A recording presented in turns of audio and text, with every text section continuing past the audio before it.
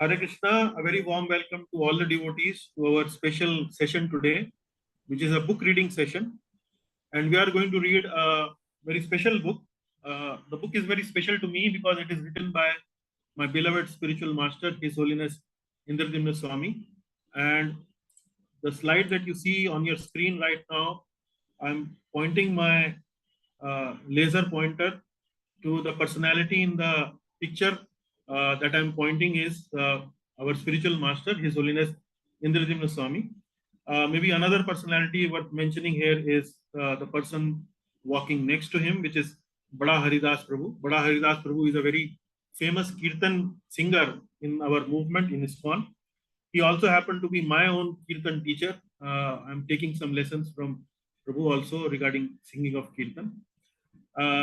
So today's session is a book reading session where we are going to read this book by the title called Govardhan. And the titles, the book's front cover, the cover page is what you see on your screen right now. It is written by our beloved spiritual master, His Holiness Indradimna Swami. Govardhan is a small hill in the sacred land of Vrindavan. And around Govardhan, there are several 15, 20 small sites which are of very spiritual relevance. All these sites, these are different sites. And at all these sites, there are different pastimes that have happened with Radha, Lord Sri Radha Krishna, Srimati Radharani and Lord Krishna. There are multiple pastimes at each of these locations. So the book that Srila Gurudev have compiled is actually a compilation of all these very sweet nectarian pastimes between Srimati Radharani and Lord Sri Krishna. I took this book maybe a couple of years ago, and after that, Gurudev is writing many other books, which the objective of these books is mainly to spread the glories of Vrindavan Dham by sharing these pastimes of Lord Radha and Krishna. His objective is mainly to bring the glory of Braj Bhakti, this devotional service of Lord Radha and Krishna to the world. So what we are going to do today is we are going to read 2 chapters of this book. I have also been given a very important service by Gurudev to translate this book into Hindi. So while I was translating this book into Hindi, I was reading those pastimes. I have to read those pastimes, actually read in a much more detail to be able to translate. So I found them very sweet, very nectarian. And I personally thought that we have already been talking a lot about spiritual world, Golok, Vrindavan, back to Godhead, and many those things. But what is life in Golok Vrindavan? What happens in Golok Vrindavan? What are those sweet nectarian leelas that are happening between Radha and Krishna in Golok Vrindavan? So, can we get a glimpse of those leelas? Can we understand about them? Can we hear something about them? Some detail about them? Yes, we can hear. And those details, those leelas are captured in a book like this. And from where these details are coming? These details actually are coming from the devotees who actually are pure devotees and they are already in Golok Vrindavan. So these devotees, when they come to this material world in the form of the associates of the Lord, then they reveal all these leelas to us in the form of their books. And Gurudev have researched these leelas through various other books where he has found these details, and then he would narrate these leelas in this book by the title Govardhan. And he's writing many more books like this. So I thought that the best way to share the details of these leelas is basically to read the book. So that is why I'm keeping this session. So before we begin the session, I would request maybe 3-4 names who would be willing to read the book. We have a lot of reading to be done today. So if devotees can come forward and give me volunteer for reading, that will really be I very can, nice. Prabhuji. Okay. Rakesh ji is there. Okay. I will also read, sir. Okay, we have Rajneesh ji. Okay. I One can more also name do at that. least. I can do that. Jeevan Prabhu. Jeevan Prabhu will also do. So we have three devotees, Rakesh ji, Rajneesh ji, and Jeevan Prabhu. What I would request these devotees is to have a good internet connection, have your good location so that you are properly audible. Your background noise is not there, so that we have a good absorbing session while you are reading. So that is the only request the devotees can fulfill that. So we will start the reading. We will give the opportunity first to Rakesh ji.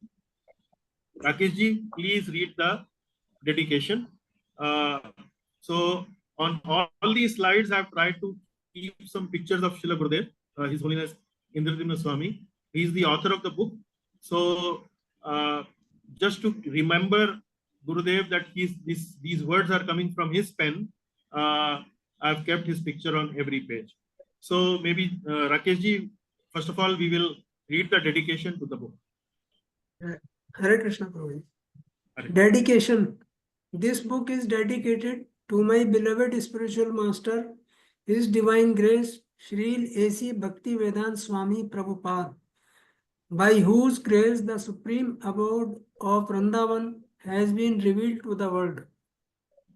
Very nice. So he is remembering, Gurudev is remembering Srila Prabhupada. In what capacity? Because the objective of the book is mainly to expand the glories of Vrindavan Dham. So he is addressing here Prabhupada that by whose grace the glories of Supreme Abode Vrindavan has been revealed to the world. So that is the objective. That is the objective of the book also. So please, Prabhu, now we will read a little bit about the author. About the author, Indradyumna Swami is a spiritual teacher in the Bhakti Yoga tradition. He was born as Brian Tibbetts in 1949 in California. He received initiation in 1970 from the great Gaudiya Vaishnavacharya, His Divine Grace, A.C. Bhaktivedanta Swami, the founder of the International Society of Krishna Consciousness. A year later, he received an important instruction from his spiritual master: preach boldly and have faith in the holy names. Taking his master's words to heart, in 1979, at the age of 29, he entered the renounced order of life, sannyas. In the last 40 years, he has circled the globe over 35 times, expounding the glory of the holy names and preaching the message of pure transcendental love of God. Now famously, he is known as the traveling monk. Since 1990, Indradyumna Swami has been organizing massive events that are attracting hundreds of thousands of people to authentic spiritual life.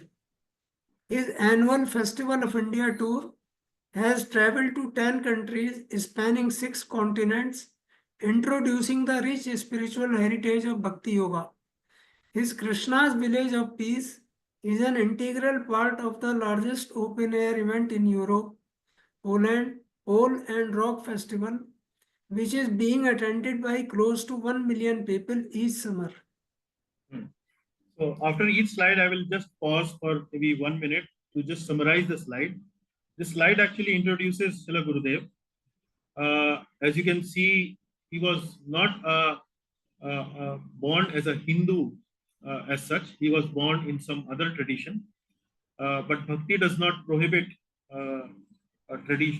people born in other tradition to accept Bhakti Yoga. Then it talks about how he has been a traveling monk, how he has been spreading this glory all over the globe. At the age of 29, he took sannyas. And then he also talks about a very important event that he organizes every year, which is Festival of India. Festival of India tour in Poland. So this is a very famous event in Poland, and people from all over the Poland actually come and attend this festival. Right now, this Poland tour is going on in Poland. Yeah, that Festival of India tour is open this time, right now. Yeah. Okay, Prabhu, please continue. About the author, Indradun Swami also acts as a spiritual guide for hundreds of thousands of people in the world, including his disciples, followers, and well-wishers. He spends the rest of his time traveling to various holy places in India and residing in the holy land of Vrindavan. His annual Kartika Parikrama draws hundreds of devotees who then visit different holy sites in Braj, immersing themselves in Kirtan and Krishna Katha. Indradun Swami records his travel experiences in a series of books entitled Diary of a Traveling Monk, wherein he describes the adventures he experiences and the people he encounters while sharing his spiritual wisdom across the world. The book you are holding in your hand is the first one in a new series called The Traveling Monk in Sacred Places, which aims to reveal the glory of the sacred places of India to the world. Very nice. So here what we need to know is this particular slides talk about the annual Kartik Parikrama. So every year there is a Kartik Parikrama in the month of Kartik, which is around say October-November period. And Gurudev for a month, he takes say hundreds of disciples who come from all over the world to Vrindavan, and he would take them to these various holy places. And at those holy places, we will have Krishna Katha, we will have Kirtan, and followed by we will have Krishna Prasad. So the stories that you are going to read in today's session, we are going to read two stories, two Leelas. Both the Leelas, you would understand this is the kind of stories, or this is the kind of Leela that is discussed during Kartik Parikrama. Every day, Maharaj will take us to a new site, and then at that Leela Sthali or that Leela place, he will narrate that pastime of Radha and Krishna, and people will hear that pastime with a lot of curiosity, with a lot of enthusiasm, and that's what happens in the Kartik Parikrama. Then this slide also talks about his another famous book by the name Diary of a Traveling Monk, where he records his adventures. And the new book that you are holding in your hand is the new series, Traveling Monk in Sacred Places. So let me show you. You see this? Can you read this here? The Traveling Monk in Sacred Places. Yes. So yes, this is a new series Srila Gurudev has started, and the first book in that series is this book called Govardhan. So he has also written another book called The Sacred Forest of Vrindavan. Maybe sometimes we will hear some pastimes from that book also. So this is okay. So now we are going to start our first chapter. So in Kartik Parikrama, Gurudev will take his disciples to say, for example, Raghav Pandit's cave, Raghav Pandit ki gufa. And devotees will sit down there. Gurudev will have all that mic and arrangements will be there, and then he will speak about this katha at that very location where there is Raghav Pandit's cave. And this katha is all about Lord Krishna and Lord Srimati Radharani, a very sweet nectarian pastime. So let us start that. So Prabhuji, please read slowly and then with yeah, carefully. Yeah, please go ahead. Raghav Pandit's cave. We only walked a few steps and we have come to another very sacred place. It is a very famous cave, the Bhajan Kutir of a very great associate of Lord Chaitanya Mahaprabhu called Raghav Pandit. In Chaitanya Charitamrita, Kaviraj Goswami elucidates on many wonderful pastimes of Raghav Pandit and Lord Chaitanya. When Mahaprabhu entered Nitya Leela, Raghav Pandit came here to Govardhan Hill to live his lifetime in this sacred place. He was easily known among other sadhus. He liked to decorate his body with the dust of Vrindavan. Devotees do not much like to wear ornaments and jewelry. They do not like to attract anyone's attention to their material body. The real ornaments of devotees are Kantimala, Tilak, Kanthimala, Tilak, and the dust of Vraja. A few minutes later, a little further up the Parikrama trail, we are going to give you an opportunity to fully decorate your bodies with the dust of Vraj. There is a place where traditionally we all roll in the dust without any embarrassment or hesitation or apprehension. We just roll in the dust.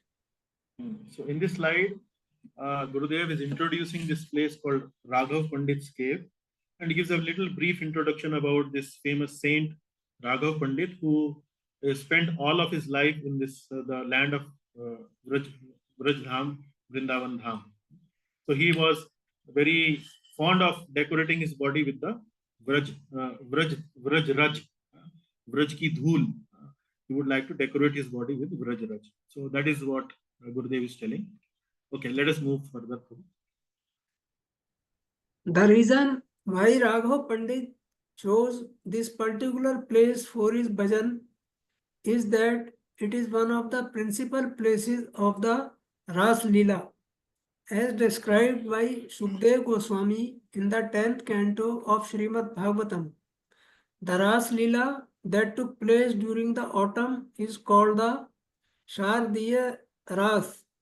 We read in the Bhagavatam that when Krishna saw the beauty of the full moon of the autumn, he felt great love for his devotees, the gopis, within his heart, and expressed his love through the playing of his flute. He called them all to the Ras dance. The gopis, having heard Krishna's flute, gathered at Vamshivata, Vamshivat, just on the banks of the Yamuna river. Then it is described how Radhika left the Ras dance and Krishna followed her. Krishna took Radharani away to show to the whole world who was his main beloved, who has the highest love for him. Later on in that pastime, Krishna abandons her. Why did Krishna do that?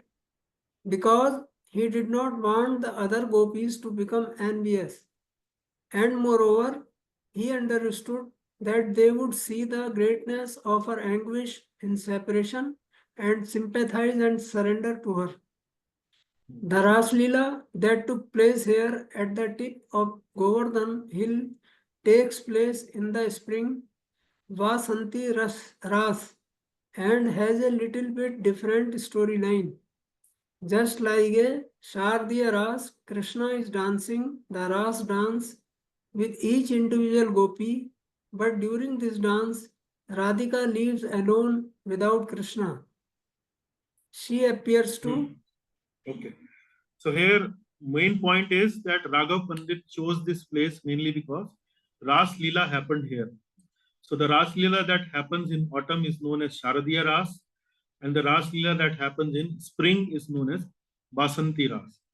So briefly, Gurudev is describing what happened in Ras Leela was that Lord Krishna played his flute, gopis came, and then Krishna went away, and then the gopis became very, very anxious to search for Krishna, and then they started singing Gopi Geet, and then Krishna once again comes back. So all little background about Ras Leela Srila Gurudev is giving. So now, please read from here. She appears to. Okay. Yeah. To be disturbed, and she just storms off alone, and the whole Ras dance comes to an abrupt halt.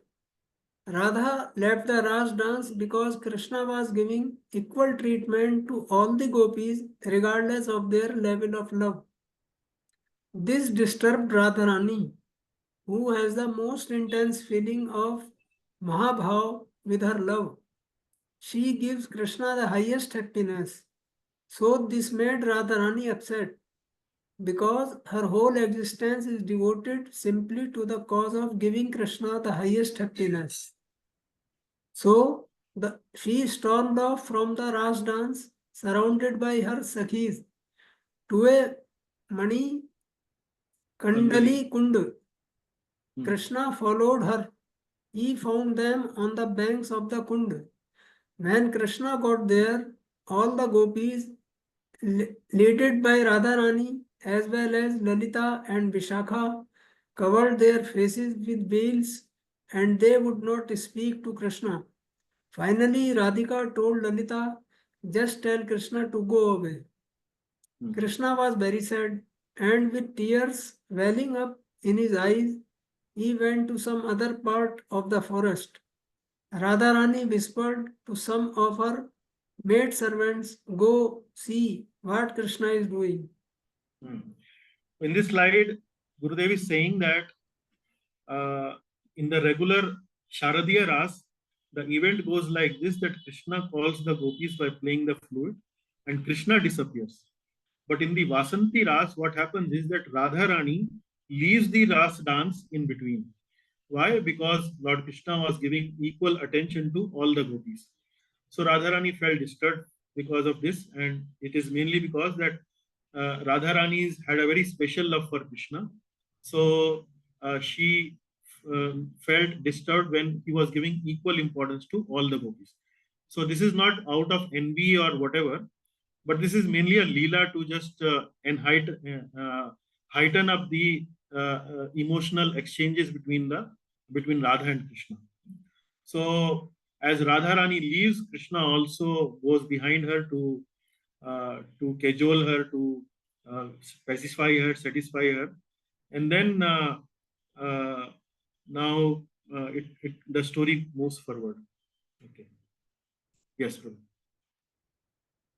The gopi followed Krishna and saw that Krishna was sad. He cried himself to sleep. When Radharani and her Sakhis heard Krishna was sleeping, an idea came to their mind. That means that their enemy, Krishna's flute, is not being protected. The gopis see Krishna's flute as their enemy. When they hear how Krishna is playing his transcendental Vamshi, the divine flute, they completely lost their minds and their hearts and they fall in love with Krishna and have to do whatever he says. Krishna always carries a flute in Vrindavan. In other places, as in Dwarka, he has a four-armed form, so he has various weapons which he subdues the enemies with. But in Vrindavan, Krishna subdues his devotees' hearts whenever he plays his flute. The gopis also dislike the flute because they see the flute as the rival. The flute is always enjoying the nectar of Krishna's lips. The gopis consider Krishna's lips to be their rightful property, although they can only enjoy that nectar of Krishna's lips from time to time. Why? Because there are so many obstacles to their meeting Krishna.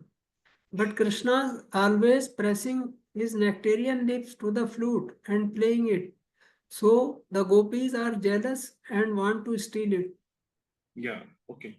So the story continues, the Leela continues, and Radharani storms away from the Ras Leela dance. Krishna follows Radharani, and Radharani refuses to meet Krishna. She says that just tell Krishna that he should leave away. Then Krishna goes from there. He's crying so much that while crying he feels asleep. He had his flute in his with him at that time, and Radharani and the other gopis always consider Krishna's flute to be their enemy. Why? Because Krishna's flute will always come in contact with Krishna's lips, and the gopis did not like it because the gopis considered the Lord's lips to be their own property, and they could not tolerate that anything else actually should come in contact with Lord's lips. So the gopis were very, very jealous of Lord Krishna's flute, and they wanted to steal Krishna's flute. Yes, Prabhu. In Govind Leelamrit, Krishna Das Kaviraj Goswami describes that the gopis consider it inappropriate that the flute enjoys the nectar of Krishna's lips, because the flute is a male and Krishna is also a male. The flute is considered a male because it is cut from a bamboo tree. In Sanskrit grammar, trees are referred to as male, and the vines that go around the trees are considered female. The gopis are sure that Krishna's lips are their property, and there is some flute, this male, enjoying the nectar of the beloved's lips. So Radharani and her Sakhis sneak into the place where Krishna is asleep to steal his Vamshi. Enjoying all this transcendental Leela, Krishna is appearing to be asleep and his hand is on his flute. Seeing this, the gopis decide we are going to have to send somebody who is very courageous, very cunning, and intelligent. That gopi has to be very quiet to come to sleeping Krishna and expertly get out the flute. As they say that, all their eyes fall on Srimati Radharani. Who else besides her is the most expert in everything? So Srimati Radhika tucked her dress between her legs and she took off her anklets and her bangles so they would not make any noise as she was crawling up to sleeping Krishna. Story continues then. What happens is Lord Krishna is now sleeping. Gopis and Radharani are very jealous of the flute. They plan to steal the flute. Krishna is sleeping. Although Krishna appeared to be sleeping, but actually he's awake. He's pretending that he's sleeping. He knows everything what's going on. But the gopis don't know that Krishna is pretending. So they make a plan that let us go and steal away this flute because this flute is causing us a lot of disturbance. This flute actually comes in contact with the lips of our beloved, and which we cannot tolerate. Now they decide whom should go there. They decide that okay, Radharani should go there because she is the most intelligent and expert. So Radharani prepares herself. She removes her anklets, pile, and then the bangles, and then chupke and sneakingly she approaches Krishna to steal the flute. Yes, Prabhu. Inch by inch, she is making her way to Krishna. Krishna, of course, is fully awake, but he is relishing all this. She is coming very close, bends over, and very carefully she tries to take the flute out of Krishna's hand. Just as she gets the flute, Krishna opens up his eyes. Radharani becomes afraid. She jumps up and she runs out of the Kunja. Kunja. Kunja. Surrounded by her girlfriends, she is trying to run away. And Krishna is in hot pursuit behind all of them. Thieves, thieves, someone has stolen my flute. Radharani and the gopis go back to the Kunja and Krishna arrives there right after. You are thief, you have stolen my flute. He starts looking around at the gopis and trying to find his flute. Then he sees Lalita has it, but she says, "This is not your flute. This flute belongs to one of my sakhis." Krishna says, "No, it is mine. Give it to me. I will show you how nicely I can play it." Lalita says, "If you want your flute back, you have to pay a price for it." Yes. So when Radharani sneakingly approaches Krishna, who was sleeping or pretending to sleep, she plans very carefully, goes very carefully, and carefully picks up the flute from which was lying underneath Krishna's hand. But Krishna was pretending. As soon as he understood that the flute is being moved away, he opens up his eyes. Radharani sees that Krishna has woken up. She jumps, runs around together with his Sakhis. Krishna runs after Radharani, and then ultimately they come to a place called Kunja, and then in the Kunja, they are having this conversation. Krishna is saying, "Please give back my flute," and the gopis are saying, "No, this flute belongs to us." But Krishna insists that this flute belongs to him only. He can prove it by playing it. But then the gopis are asking, Lalita Rani is asking that you need to pay a price if you want your flute back. So this pastime continues. Yes, Prabhu. Krishna takes off a very beautiful necklace and offers it in exchange, but the gopis won't accept it. Then he takes off a valuable ring and he offers that to Lalita, who looks at Radharani to gauge her reaction. Radharani just shakes her head. Finally, Krishna takes off all his jewelry. He even takes off his golden crown mukut and places it at Srimati Radharani's feet. Radharani was not moving an inch. She was not giving in.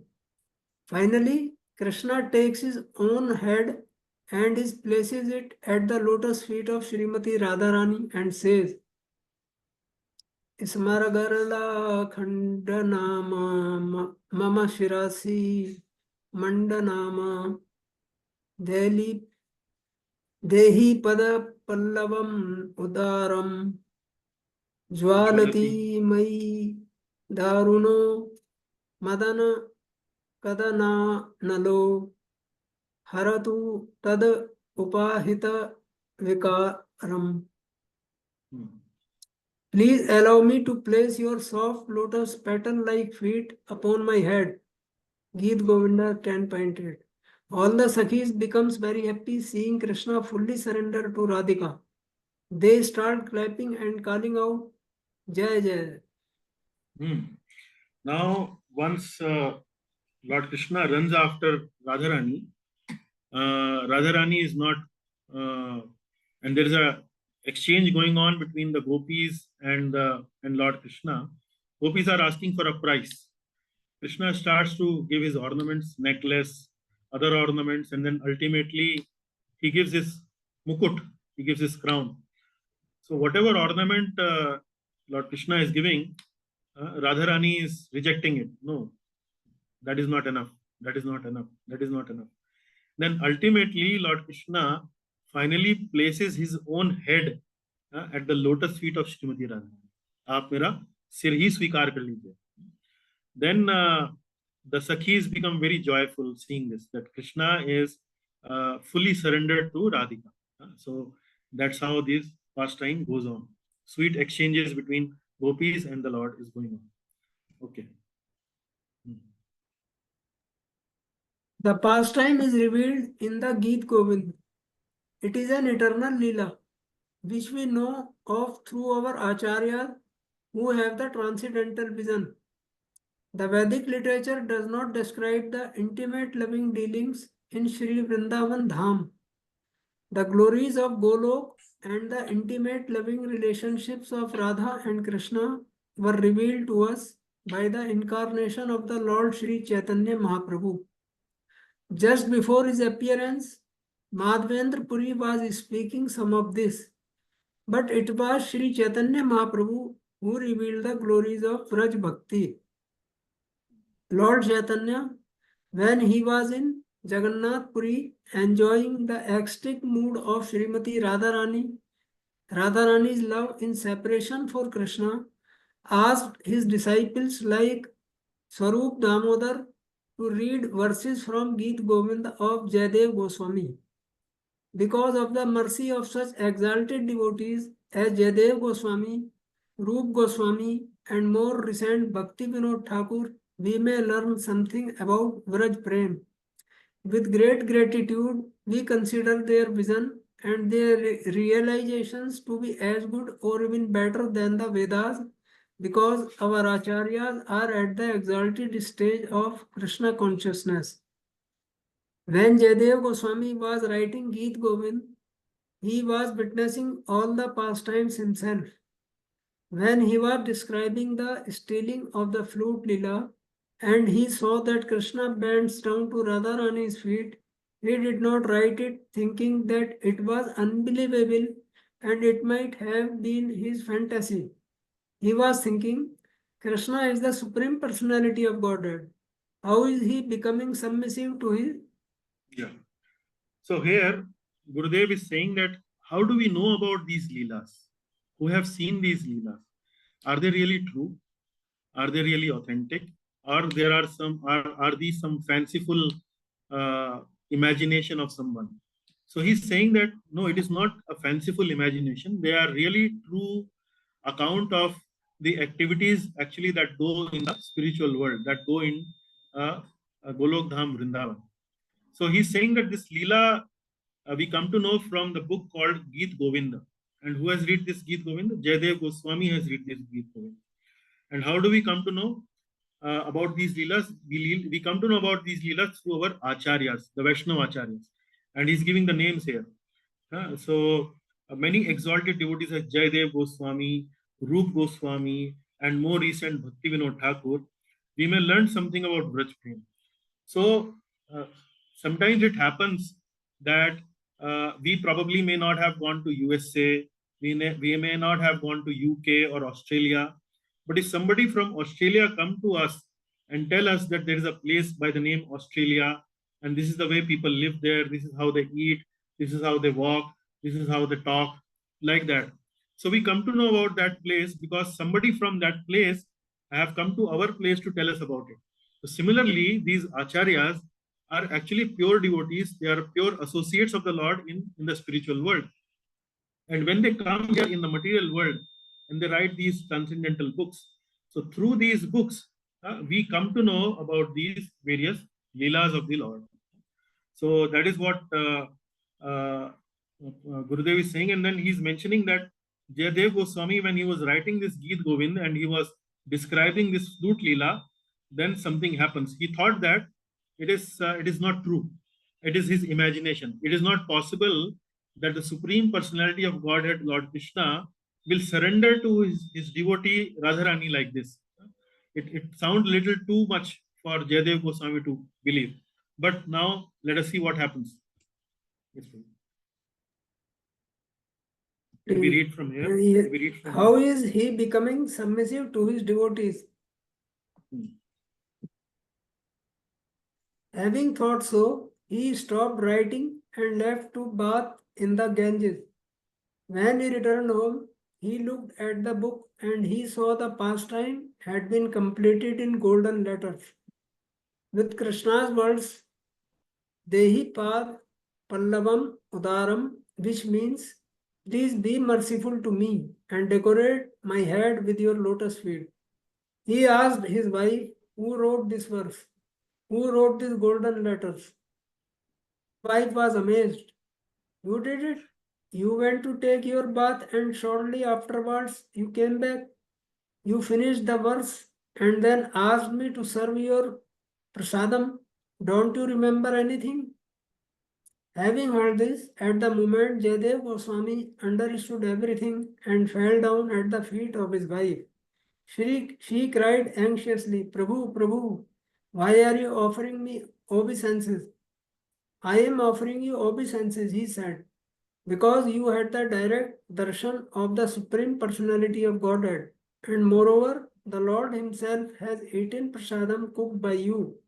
That was not me who came and finished the manuscript. The Supreme Lord did it himself. Therefore, please accept my most humble obeisances. This is a very beautiful pastime showing us how the Lord, although he is the supreme controller, Ishwar, at the same time becomes submissive to the love of his devotees. Shri Ras Leela ki jai, jai jai Shri Radhe Shyam. Gurudev is writing that when Jayadev Goswami thought that it was too fanciful an idea that Krishna is surrendering to the lotus feet of Radharani, he went away, he stopped writing, and he went away to take his bath in the Ganges. So he took his bath and then came after some time. And when he came, he looked at the book which he was writing, and he saw that the words that came to his mind, which he stopped, which he did not write, is now there in the book. It is written in golden letters. So he was very surprised and he asked his wife, did anyone came here who wrote this? So wife was also surprised. Wife said that you only have written this. Don't you remember? You came here, you wrote, when you took bath, you came from bath. After you took your bath, you came back. You completed the verse. And I also served you food. I also served you lunch. But Jayadev Goswami was quick enough to understand that who wrote this verse.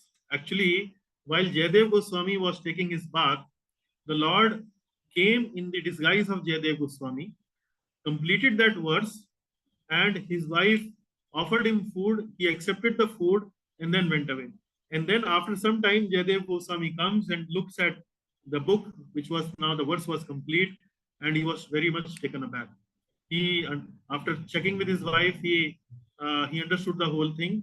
He paid his obeisance to the wife, and then he was very much feeling merciful or feeling grateful to the Lord, that how the Lord actually supported whatever his vision was. He was looking at that Leela in his vision. He was looking at that Radharani and Krishna, they are having this Leela.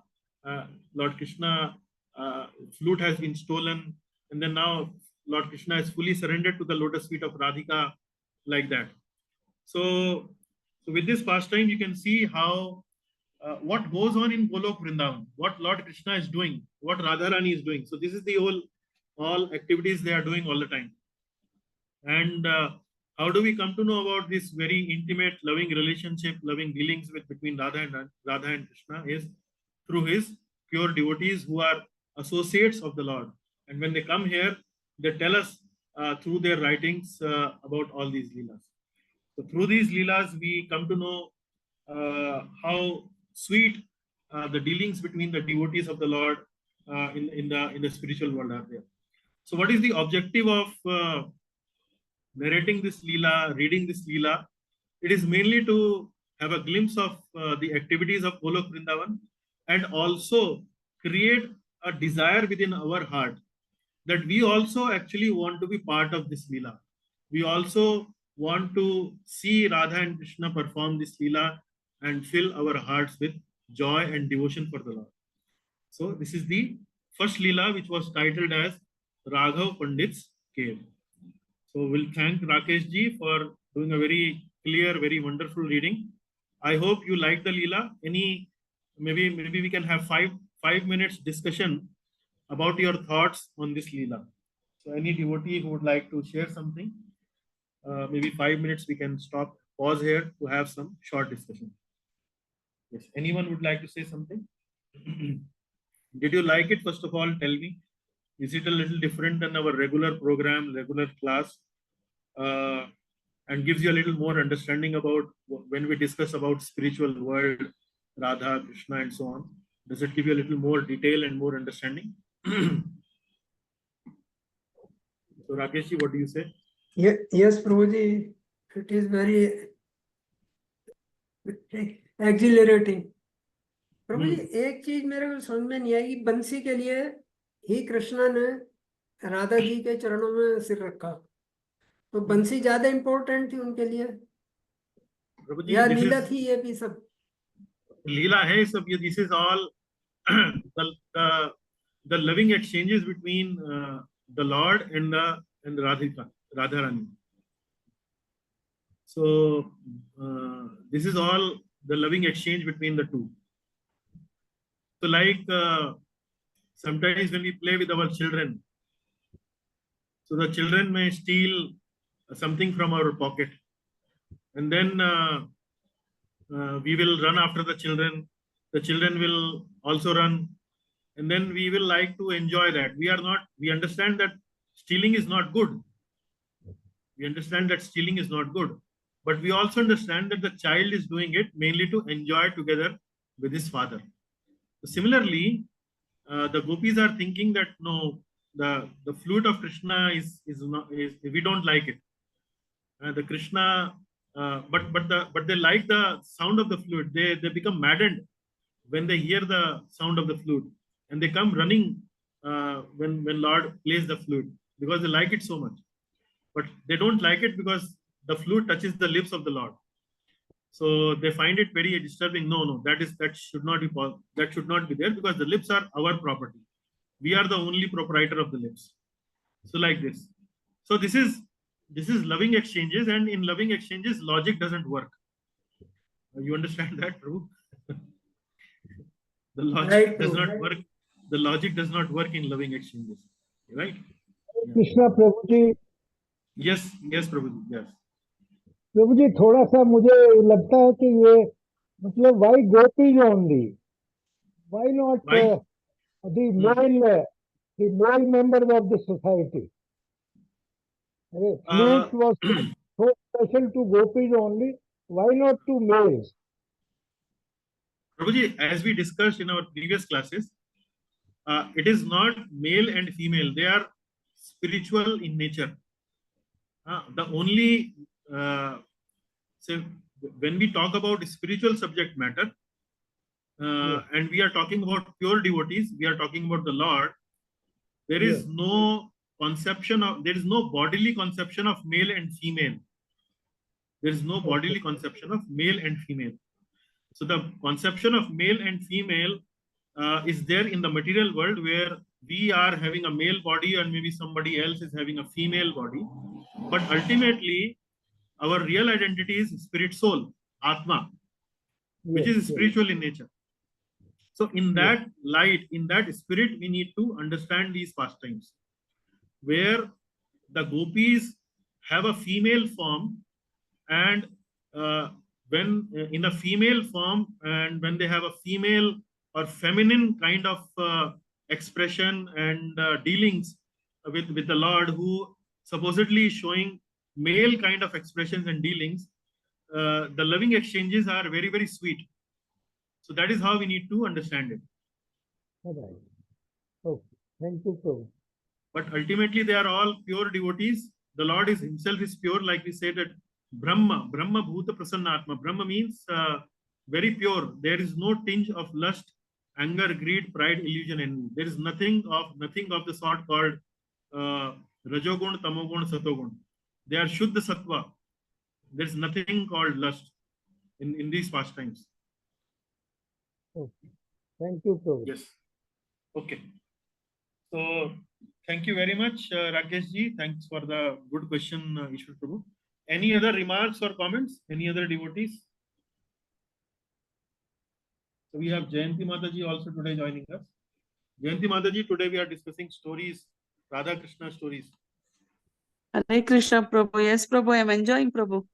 You are enjoying? Okay. Thank Yes. you. Leelas So, are really nice to hear, Prabhu. Correct. Yeah. Okay.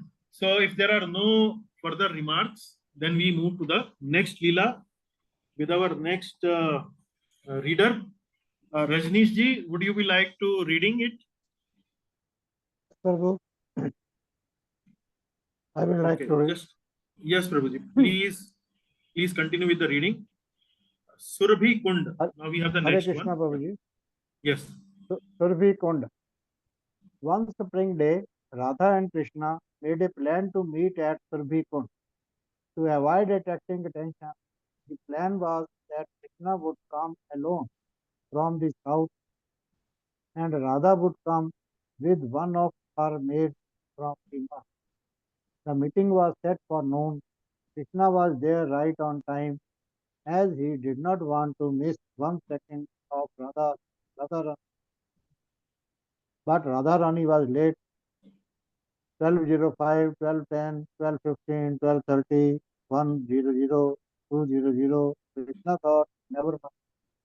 It is typical of a woman to always be late. At first he was impatient, but as time went by, he became increasingly concerned. Maybe something happened on the way, and he had good reasons to be concerned. Rumor has it that some has heard of Radharani's breathtaking beauty. He has been making plans to kidnap her and take her to just the thought that Demon King would touch the transcendental form of his beloved Srimati Radharani made Krishna clench his fist and grind his teeth. He decided, I am not going to wait any longer. I am going to find her. Maybe some stole her.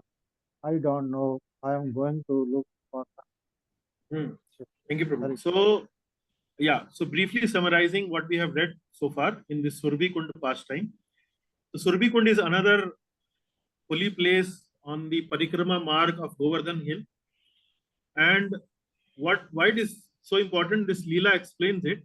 So once Radha and Krishna decided to meet at Surabhi Kund, So as you all know, they are not legally, or you say from the society point of view, married with each other. So they are behaving more like a lover. Uh, and they would secretly meet. So the meeting place was Surabhi Kund. And a time was decided, a place was decided. Krishna came on time, Radharani did not came on time. And it was getting late, Radharani is not coming. Krishna was getting very anxious, and then he started becoming worried. And the reason for worry was Krishna thought that there was a rumor going on in Vrindavan that Kamsa, the demon king of Mathura, have heard about the beauty of Radharani. And his ministers have described her beauty to be very, very beautiful, very exalted, and so on. And Kamsa had developed some desire for Radharani. And then Kamsa wanted to kidnap Radharani.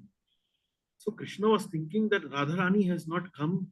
It is getting so late, and there is a rumor that Kamsa might kidnap her. And what if Kamsa had already kidnapped her? So that the thought of kidnapping of Radharani was really unbearable for Krishna. And then he could not wait any longer, and he started to search for Radharani. That why is she late? Why is she not coming? So he started to search for Radharani. Okay. Yes, Prabhu. However, devotees, don't fear, don't clench your fist and start grinding your teeth. Radharani was not late because of any calamity. On the way to meet Krishna, he took a little detour to collect some flowers for Krishna. Cyril Prabhupada said that flowers are the smile of Krishna. Krishna loves flowers very much. Patram pushpam phalam toyam yome bhaktya priyachati tad aham bhaktya uphartam apnani parya tatmana. If one offers me with love and devotion a leaf, flower, fruit or water, I will accept it. Bhagavad Gita 9.26. So Radharani took a detour to find some nice forest flowers for Krishna. The forest is not always easy to walk through. There are thorns, bushes and hollows. On the way, she lost her anklet with little bells on it. Although she is the original Lakshmi, the goddess of fortune, and she could have millions of anklets, she was mortified. Why? Because Krishna had given it to her at his request. So when Krishna thought that maybe Radharani is late because Kamsa, who was looking to kidnap her, may actually have kidnapped her. So Krishna goes back and starts searching for Radharani. Why she has not come? Where is she? And then Maharaj is mentioning here, Gurudev is mentioning here, that Radharani actually did not got kidnapped by Kamsa. What happened was that on the way, while she was coming, she thought that she will take some beautiful flowers for Krishna. She wanted to make Krishna happy. So she thought that she will take some flowers for Krishna. And she took a detour. So there was a regular route which was going to the meeting point, and there was a detour, there was a bypass which goes via a forest where she would collect the flower and then will come back and then come to the normal path and then go to the meeting point. So she entered into a forest, and the roads of the forest were not very proper. There were thorns, there were bushes, there were hollows, and so on. So what happened was that Radharani was wearing some anklet bell, nupur, payal. So while she was walking through the forest, her payal, her nupur, got lost somewhere, and she became very, very anxious when she lost that nupur. Why she became very anxious? Gurudev is saying that she is Lakshmi, she is goddess of fortune. She can have millions of those anklets like in a flash of a second. But she was very anxious because Krishna had given that anklet bell to her as a gift some time ago. So she did not want to be separated from the very precious gift from Krishna. So she started searching for her. Now what happens? Yes, Prabhu, read. Radharani said to her maidservant, I am sure I lost it somewhere while collecting flowers, but I don't know where. He was determined to find it.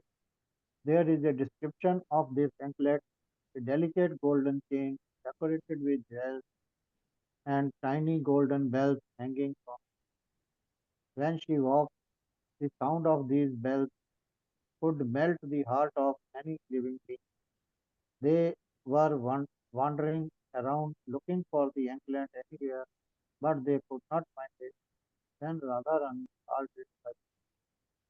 Remember, I told you some lectures ago that everything in the structure world is personal. It is described that this material world is the perverted reflection of the structural world. This world is characterized by nirvisesa, Nirvishesh Shunyavadi. nirvisesa, sunyavadi, impersonalism, and voidism.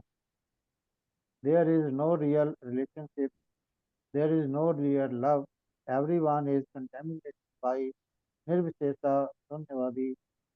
Srila Prabhupada came to the West to destroy that nirvisesa, sunyavadi, paschatya desh. In this spiritual world, everything is personal, everything is of a personal nature.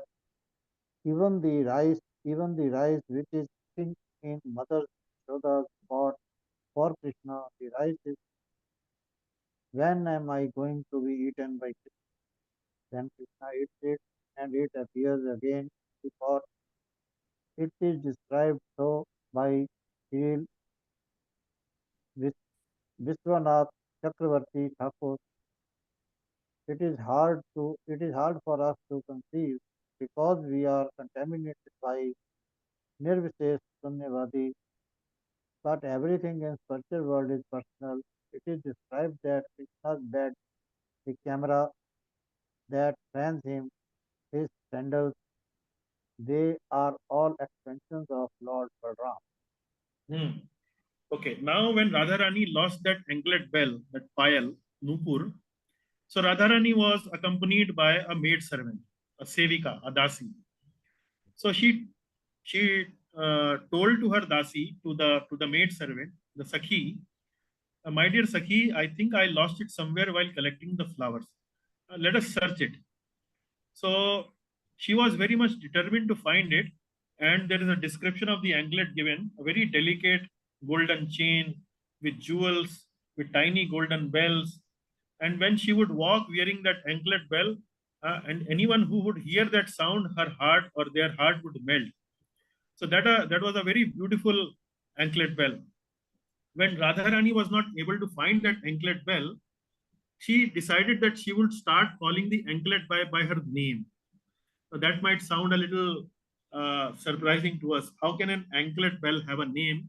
And if you call out the name, that the anklet bell probably will respond. So here Gurudev is giving this detail about the spiritual world, that in the spiritual world, everything is live, everything is conscious.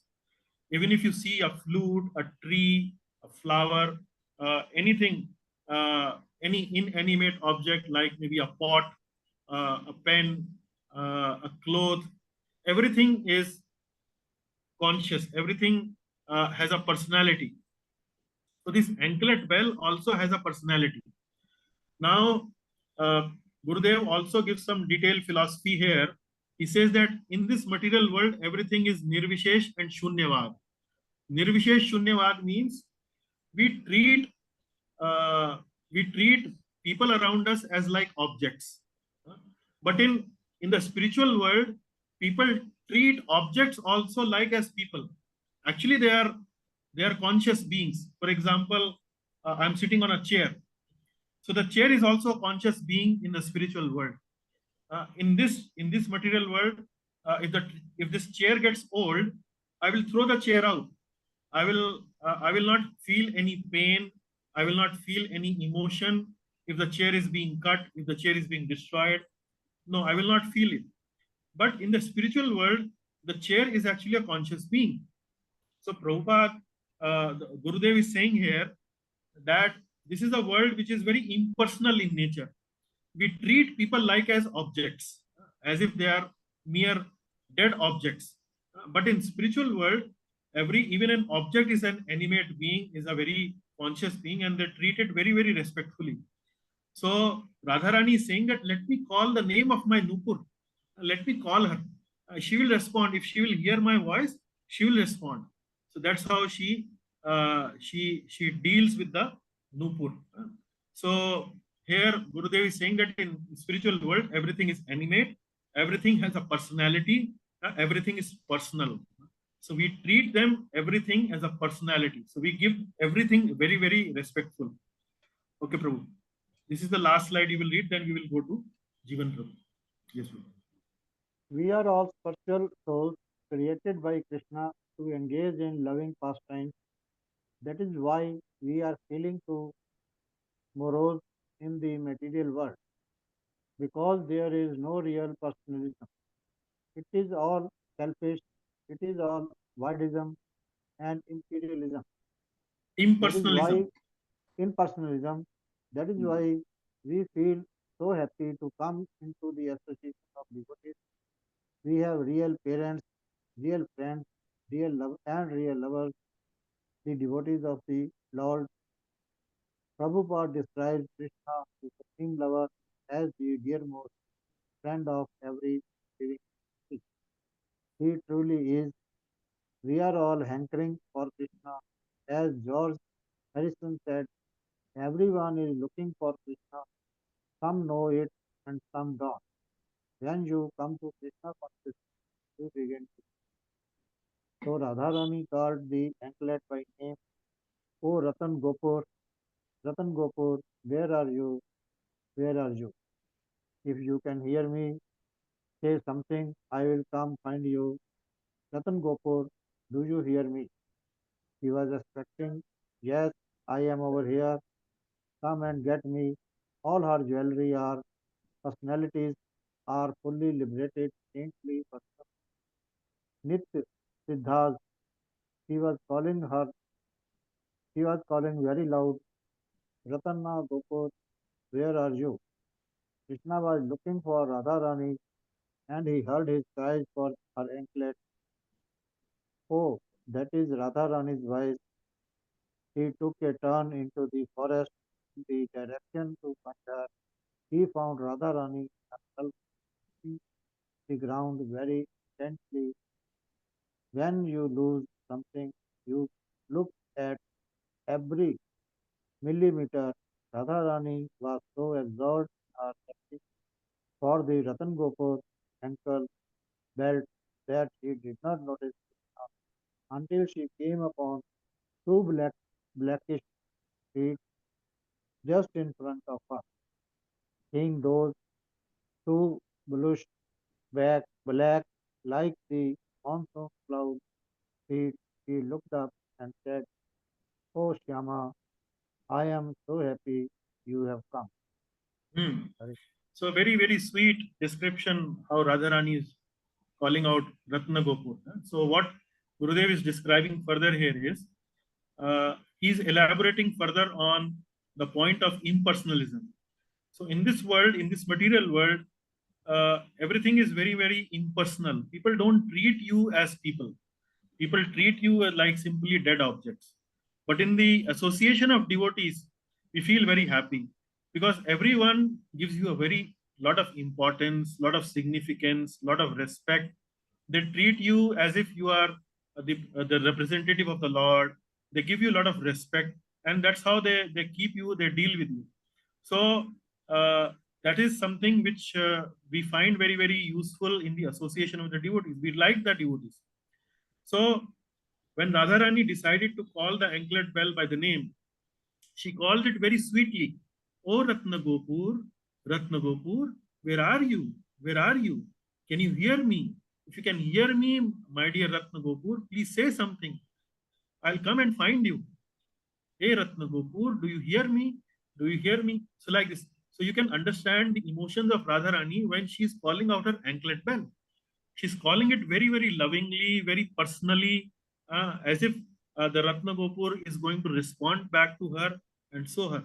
So like this. So while she was doing like this, Krishna, who was coming back from that meeting point and was looking for Radharani, he hears Radharani's voice, because Radharani was making a lot of loudly she was calling for her Ratna Gopur. And Krishna saw that she was searching very intently everywhere, the Ratna Gopur. And she was so much absorbed in the search that she could not notice that Krishna had come. Until and unless, when she was searching the ground, every millimeter of it, she saw two blackish, bluish lotus feet. Ultimately, immediately she was very surprised. Whose lotus feet are these? And then when he looks up, she found very joyfully that his beloved Shyam Sundar was there. And she says, "Oh Shyam, I'm so happy you have come." So like this, she is explaining it. So we move to the next slide and request Jivan Prabhu, please continue the reading. Thank you, Rajneesh Prabhu. Thank you very much. Hare Krishna. Krishna said, Radha, you are late for our rendezvous. What are you looking for? What can be more valuable than our association? How can you sacrifice anything for our rendezvous? What is it? What are you looking for? What can be more important than our union? She looked him straight in the eyes and said, I have lost my favorite ankle belt and I am determined to find it. Krishna said, it is just an anklet. Radharani replied, yes, but you gave it to me. What is a gift? A gift is just an expression of someone's love. No matter what the external material value of that gift can be, it can never really equal the love the person is trying to express. Love is the most valuable, the most precious thing in the world. I often tell you that Srila Prabhupada gave me a gift one time, his dhoti. Giving me that gift, he gave an instruction. He said something very important. A gift from a Vaishnava is very special thing. That old dhoti that had holes in it, it was worth maybe 5 rupees, but for me, it was all that gold, the diamonds, everything in this world. And I wouldn't trade it for that. It was a manifestation of my spiritual master's appreciation for some insignificant service. It is said that an elephant and a woman never forget an offense that has been committed to them. And in the same way, in the spiritual world, the transcendental world being here in Krishna consciousness, ISKCON, or in the spiritual world, Krishna or his representative never forget the services that you have done. We may forget, but Krishna and his devotees never forget any service that. Yeah. So Gurudev is continuing the pastime, narrating the pastime, and Krishna, when Radharani sees lotus feet of Krishna, bluish black lotus feet, she is very joyful. But Krishna then starts asking Radharani, why have you not come? Why are you so late? What are you doing here? She is saying that I am searching the anklet bell. I have lost one anklet bell. And then Krishna was saying that just an anklet bell? How can it be so important than our meeting? Our meeting is so important. It is much more important than an anklet bell. But then Radharani gives the reason that anklet bell was not an ordinary anklet bell, that you only gave it to me. So then Gurudev is becoming a little philosophical here. He's giving some ideas about what is a gift, why there is a gift. Gift cannot be more important than the person who actually has given the gift. And then he narrates the story behind when he received some gift, a dhoti, a small 5 rupee dhoti from Prabhupada, which he treated him like a very valuable possession, worth millions of gold and jewels. So that's what Gurudev gave that importance to the dhoti of Prabhupada. So like this, Then further, Gurudev is saying that if we do any service for Krishna, if we do any service for the representative of Krishna, they never forget it. It's a very important point. Give you a lot of hope that whatever service we are doing, Krishna will never forget it. So let us move forward. The story continues. Yeah. You have done. The other day, I was speaking with one of my god brothers, Bhavananda Prabhu. We were speaking about death. I said, where will I go when I leave the body? What will happen to me? Bhavananda Prabhu said, you don't have to worry. For the service you have done, Srila Prabhupada has got you back, got your back. Prabhupada remembers everything that we have done. None of us in ISKCON have to worry. We are all servants of Prabhupada. He is very magnanimous. He will never forget any service. He is taking care of us now, tomorrow, and forevermore. So Radharani said, I want that one anklet back. Krishna agreed. Okay, I will help you.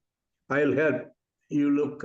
They were looking for a couple of hours, but still couldn't find it. Krishna said, it doesn't seem to be here. Let us go have our pastimes like we planned. Time is passing. I will have another ankle bracelet made for you to replace the old one. Radharani said, no, I will not leave Ratna Gopura here in the forest. She wasn't seeing it like a silver anklet. She is a devotee. Krishna says in Gita, declare it boldly, Arjuna, my devotee will never perish. There is a rule in American Army, leave no man behind. This is Krishna. This is Prabhupada. For the service we have done, no man will be left behind. We all will be together one day again in the spiritual world. Prabhupada said, we will have our ISKCON in the spiritual world. No one will be left behind. Some will come first, some will come later, some will come last. But in cosmic time, it is just a click of a finger. We will be chanting and dancing in the spiritual world. So Gurudev is explaining the importance of service and how the true representative of the Lord and the Lord himself will never forget any menial, any small service we have done for them. So the pastime continues here. Radharani is eager to find the anklet bell. Krishna was getting restless. He's saying that let us continue to have our leelas. Why bother about this anklet bell? I'll give you another one. So Radharani said that no, I won't leave Ratna Gopur. I won't leave Ratna Gopur. So Radharani was not looking at anklet bell simply as a silver bracelet. She was looking at the anklet bell as her own devotee. And Gurudev is quoting this Bhagavad Gita verse where Lord Krishna says that my devotee will never perish. So Radharani is exemplifying the same mood here. So the anklet bell was the devotee of Radha, and Radharani is saying that I am not going to leave without anklet bell. So very, very sweet narration by Gurudev about the pastime and some philosophical points also. Yes, Prabhu, please continue. Radha Krishna held hands and were both looking for the anklet again. At one point, Radha let go of Krishna's hand and said, you go look over there by the lake, and I will look here with my maidservant, and we will search the path one more time. Krishna wanted to bring this lost ankle belt saga to a speedy end. While he was searching by the lake, he came across a very beautiful desire vine. The vines that circle the Kalpa Vriksha trees also fulfill desires.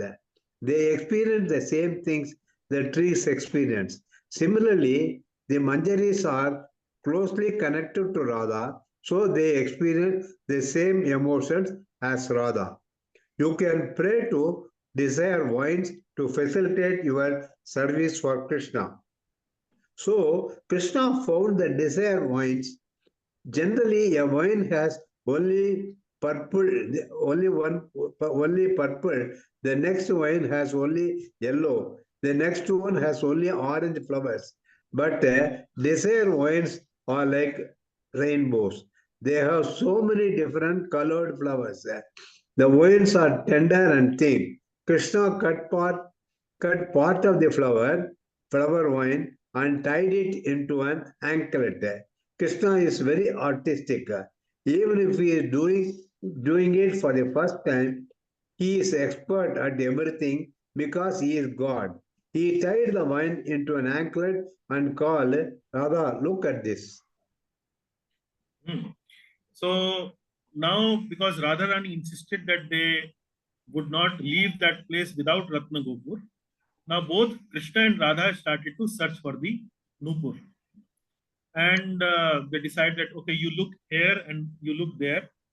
So once you find it, we will, please let me know. And Krishna was looking for the anklet bell. But Krishna was also getting restless. Only for an anklet bell, Radha is avoiding that meeting that we planned together. So he wanted to bring this whole discussion, this episode of search party for the Nupur, he wanted to bring to that end.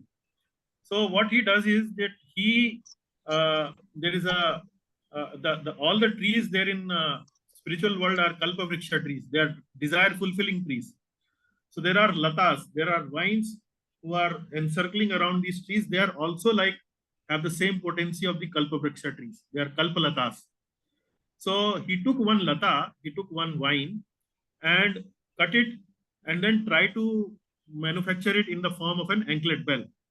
And then once he manufactures it into an anklet bell, he calls out Radharani, Radharani, I have found one anklet bell. So please come here. Okay. Yes, Prabhu.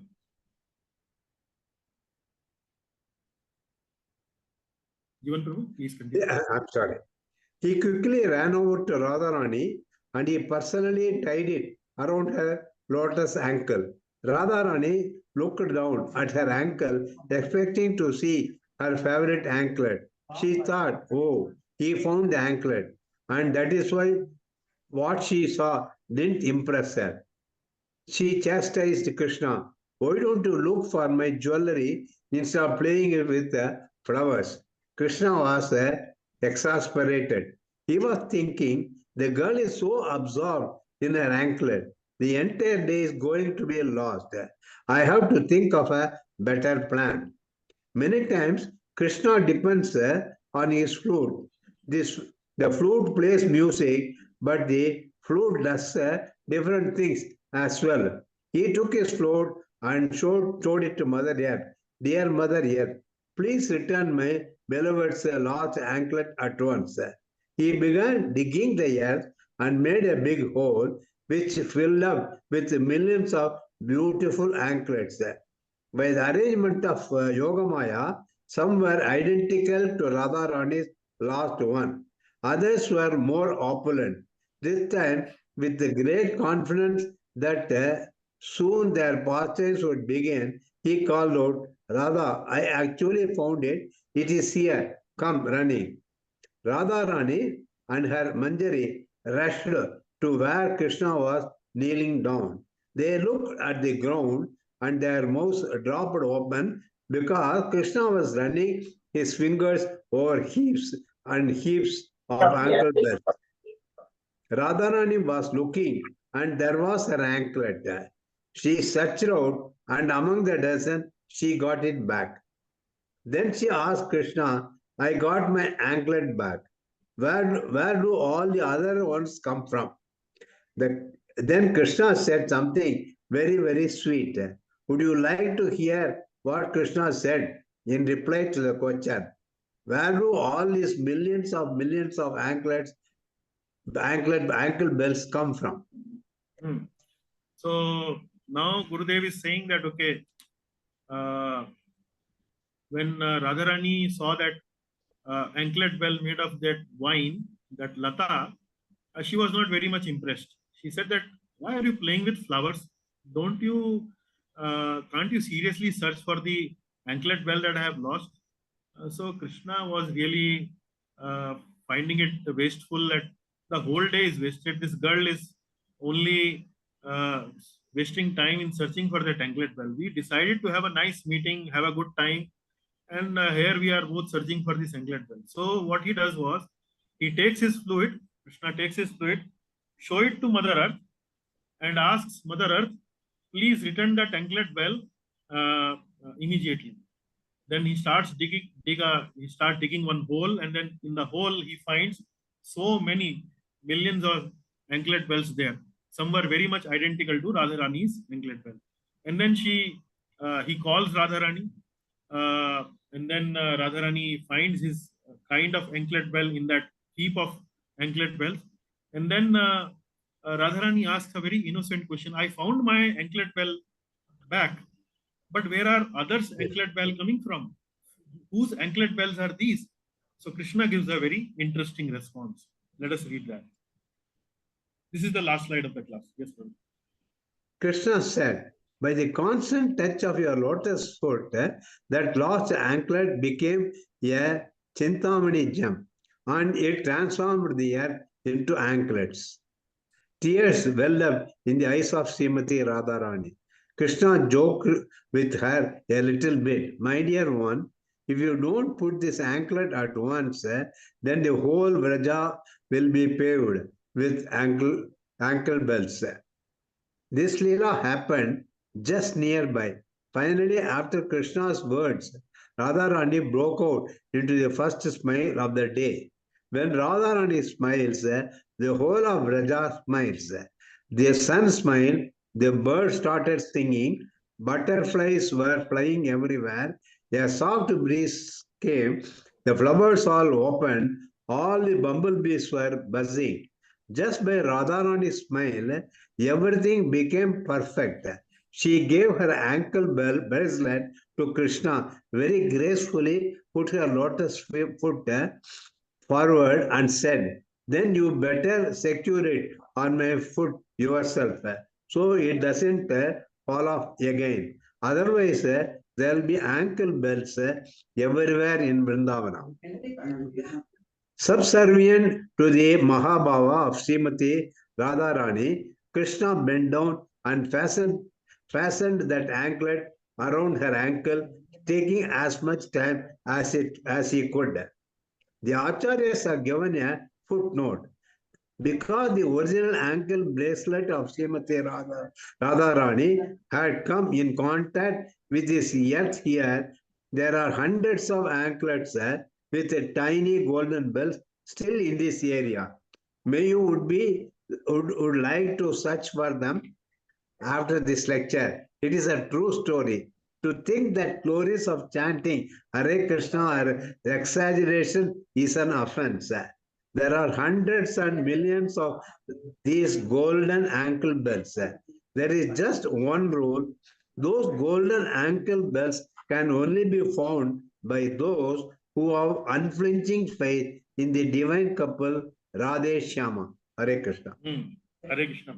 So the pastimes have now coming close to an end. So Radharani asked this innocent question, my dear Shyam, I found my anklet bell, but where are these others coming from? So Lord Krishna gives a very beautiful response. He says that because of the touch of your lotus feet, the anklet bell that you lost actually became a Chintamani. What is Chintamani? Chintamani means if you touch that Chintamani stone to something, then it turns into gold. So like that anklet bell touched this earth, and there were so many anklet bells that were produced. So Radharani was kind of very emotionally, deeply touched by his beloved's such a beautiful response. And then she gracefully puts his feet forward, gives the anklet bell to Krishna, and requests her that you only please kindly tie this anklet bell to my lotus feet. And then Lord Krishna gracefully ties that anklet bell onto the lotus feet of Radharani. Radharani says that if you don't tie this, soon there will be anklet bells all over Vrindavan. So like this, you can see another very beautiful pastime where we see how Radharani, there are loving dealings between Radha and Krishna. This is all what is going on in Golok Vrindavan. And this is what we are hankering for. We are hankering for to be the participant in the Leela of Radha and Krishna in Golok Vrindavan by doing this devotional service. By practicing devotional service, this is the desire we are trying to develop within our heart. That one fine day, we will be in the midst of service of Radha and Krishna, where maybe Radharani is searching her anklet bell, maybe we are one of our maid servant also assisting her in her search and like that. So this is what for the class today. I hope you have found it very nourishing, very sweet, very enjoying. So this is what goes on in the Parikrama, Vrindavan Parikrama, where Gurudev takes up say 100, say 300-400 devotees around Vrindavan, where we hear these kind of stories which Gurudev researches throughout the year. He compiles them in a lecture and then he delivers it to us. We have Kirtan, we have Prasad. So this is how we kind of spend our time in the Parikrama. And this is a little glimpse of what happens in that Parikrama. So this is how we develop this love for the divine couple. So with that, we conclude the session. Now, any remarks from the devotees? How was your experience? Does that leave you nourished with the beauty of the love between the divine couple? So any thoughts, any feedback is most welcome. Thank you very much. Hare Krishna, Prabhuji. Yes, Prabhu. Yes. Prabhuji, the bottom line of today's class is that we should have unflinching faith. Yeah. I think the single most important thing to hold on to, because sometimes there are many questions and confusion and pressures and all those things from people who are not really deep into it. So there are always doubts which still sometimes come and confuse.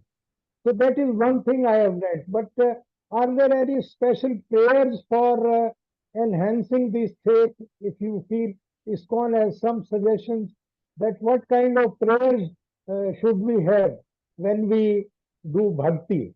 Say on the beginning or in the end we finish the session. What do we really pray for? There is one, kindly tell. So the answer is, Prabhuji, we stick to the process. The process has been given in the books.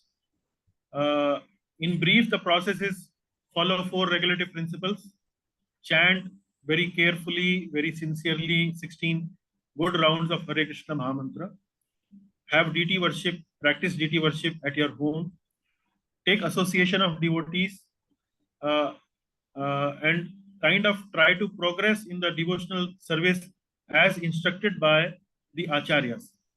So if we continue to follow the process, we are going to make the progress. And as we make the progress, the Lord will reveal to us what next. So that is the whole idea. Our main objective is mainly to follow the process. Okay.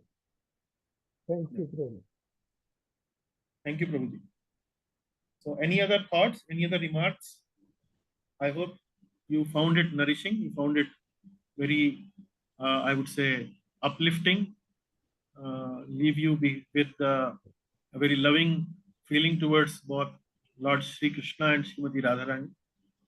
That is a little bit of emotion with me at the moment, but I hope you also feeling the same. Yes, Prabhuji, very much. प्रभुजी बहुत ही सुंदर कथा थी, सुंदर पास time था, और ऐसी classes होती रहनी चाहिए प्रभुजी। इसमें एक नई चीज जो पता लगी प्रभुजी, वो ये थी कि इवन ज्वेलरी जो है वो भी लिबरेटेड पर्सनैलिटीज थी, जिन्हें हम समझते हैं कि डेड ऑब्जेक्ट्स हैं, ये वो भी इवन लिबरेटेड पर्सनैलिटीज थी। जी, जैसे हम भक्ति में पढ़ते हैं, रस का अध्ययन करते हैं, तो एक रस होता है शांत रस। तो ये जो वस्तु जैसी जो पर्सनैलिटीज हैं, जैसे नूपुर है, बंसरी है, भगवान का मुकुट है, भगवान की ज्वेलरी है, तो ये भी जो है एक व्यक्ति है, एक व्यक्तित्व है, ये भी भावनाएं हैं, ये भी चेतन है। तो आध्यात्मिक जगत में हर वस्तु चेतन है। तो वही बात हम पढ़ते हैं यहाँ पे। अब ये समझना हमारे लिए कठिन है, क्योंकि हमारे निकट अनुभव में इस प्रकार की बातें हम नहीं देखते हैं, पर जैसा कि शास्त्रों में बताया जा रहा है, आचार्यगण बता रहे हैं, तो ये भी वस्तुएं जो हैं वो चेतन हैं। और आप देख सकते हैं कि कैसे श्रीमती राधा रानी उसको पुकारती हैं, ओ रत्न गोपुर, हे रत्न गोपुर आप कहाँ हैं। इस प्रकार से इतना सुंदर लगता है वो भाव जब वो पुकारती हैं उन्हें। तो बिल्कुल आपने अच्छी बात पकड़ी कि हाँ, ये जो वस्तुएं जैसी जो व्यक्तित्व हैं, ये वास्तव में व्यक्ति हैं, व्यक्तित्व हैं, और उसी प्रकार से उनके साथ यहाँ पर व्यवहार होता है। जी, और Hare कोई? Krishna Prabhu. हाँ, जयंती माता जी बोलिए। Even I like this part of it, Prabhu, because we have heard and read so many Ras Leelas and Leelas of Radharani and Lord Krishna, which is very interesting and very loving to hear all this. But this part of everything in Goloka Vrindavan, everything is given importance, everything is given life. That part I really very much liked, Prabhu. Because we don't think in that angle at all. We think material things are as things, as you said, as your example you gave. But there, everything, every single thing, even the movable and non-movable things are also given importance. Right. So that part I really liked, Prabhu. This point we have never heard anywhere before. We have never heard. Yes, Prabhu. This point we have never heard anywhere before. Thank you, Prabhu, for the very nice class, Prabhu. Okay, Mataji, thank you. So we will continue to conduct such classes very often. Prabhu. Yes. And I am translating this book. Prabhu, Gurudev has given this service to me. So in coming Wednesday, we are going to narrate the same pastime, but in Hindi. I will use my translations to conduct that class. So the request with devotees is kindly give me the feedback on translation, if the translation has come out nice or not. So, I mean, if some of the devotees actually do come to the Hindi class as well. So this is a request mainly to those devotees. Okay, so we conclude the session, and I'm really grateful that you all came, enjoyed it, participated it. So we will continue with these such classes. I have now a lot of stories by Gurudev's grace, Gurudev's mercy. So soon they will be shared like this in a form of a class. So thank you very much. We'll continue to discuss our class on Bhagavatam next Sunday. Next Sunday we won't have a class because of my travel. So kindly enjoy, kindly take shelter of some other classes by other devotees, or maybe our classes, which the recordings are available. So with that, thank you very much. Hare Krishna. Hare Krishna Prabhu. Thank you, Hare Prabhuji. Krishna. Hare Krishna. Hare Krishna. प्रभुजी भागवतम से ज्यादा मधुर class लगी है। ऐसी class तो होती रहनी चाहिए प्रभुजी। जी, मधुर है, जब भी तो माधुर्य रस है ना, pure, this is pure sugar, pure मधुर। जी, यस, ओके प्रभु, thank you very much. Hare Krishna, thank you. Hare Krishna. Hare Krishna. Thank you, Prabhuji. Today's class is very nectarian. So it's always nice to hear all the pastimes of Srimati Radharani and Lord Shri Krishna. So it's very nectarian class, Prabhuji. Thank you so much for the wonderful class. Hare Krishna. Dandavat Mata. Hare Krishna. Thank you.